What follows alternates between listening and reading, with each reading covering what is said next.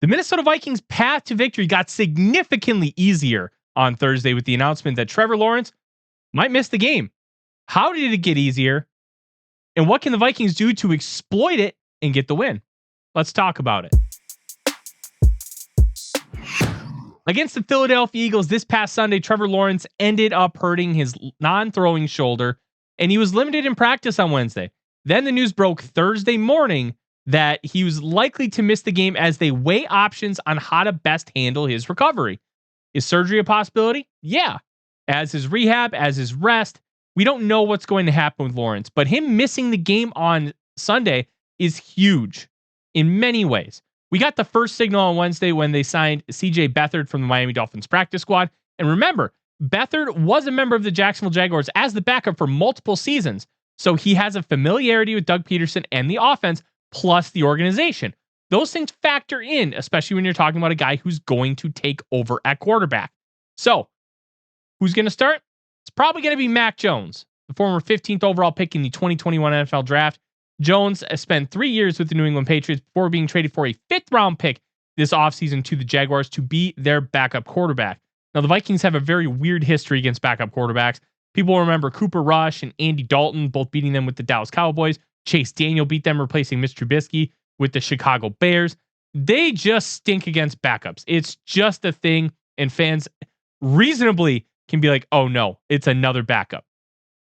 Especially when you look at the Thanksgiving Day game that the Minnesota Vikings had against the New England Patriots 2 years ago in 2022. The Vikings did pull out the win.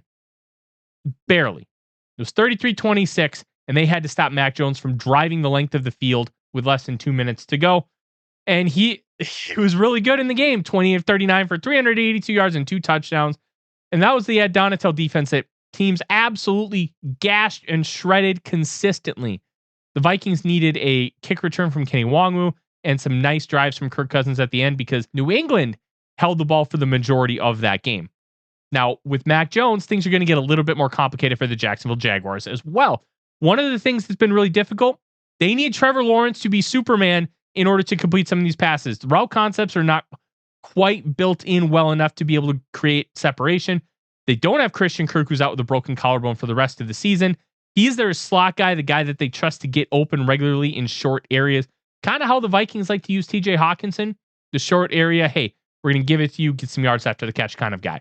Well, without that, they're relying on Gabe Davis, who is kind of like a statue. He's not super athletic in terms of short area quickness and being able to create separation like that. Brian Thomas Jr. is more of a vertical type receiver. So they don't really have somebody underneath. Their best option is going to be Parker Washington, who is, he's all right. He's not exactly great. And that really suits the Vikings well because they're going to be able to design some of their coverages against the Jacksonville Jaguars to really take out those deep shots, something that they've been really successful at to begin with. Now, Ezra Cleveland and Brandon Scherff are both on the injury report. They're 2 starting guards. Vikings fans are very familiar with Ezra Cleveland. He's been playing very well for Jacksonville, but both of them didn't practice on Wednesday, and they both may not play on Sunday. That could mean you would have a backup left tackle in Walker Little after trading Cam Robinson to the Vikings, backup left guard, and a backup right guard. That sounds like Christmas Day for Brian Flores. And if that happens, oh, buddy, Mac Jones is one of the worst under pressure. Per Pro Football Focus, he had over a 10% turnover-worthy play rate against pressure in 2023. Second place, pretty dang close. Third place, already down to 7. It's significantly high to have 1 out of every 10 throws be a turnover-worthy play against pressure. That's a sign of a poor quarterback. And the Vikings can be able to take advantage of that. You have guys like Jonathan Gennard who lead the league in creating pressure. 48 pressures per Pro Football Focus. That is going to make a massive, massive impact in how the Vikings are going to be able to win this game. And it should make it significantly easier.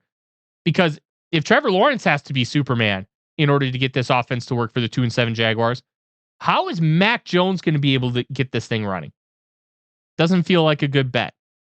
The Vikings are already up to 7-point favorites after starting out 4.5-point favorites. It got down to as low as 4, but Trevor Lawrence means that much to this team, and it could be a rout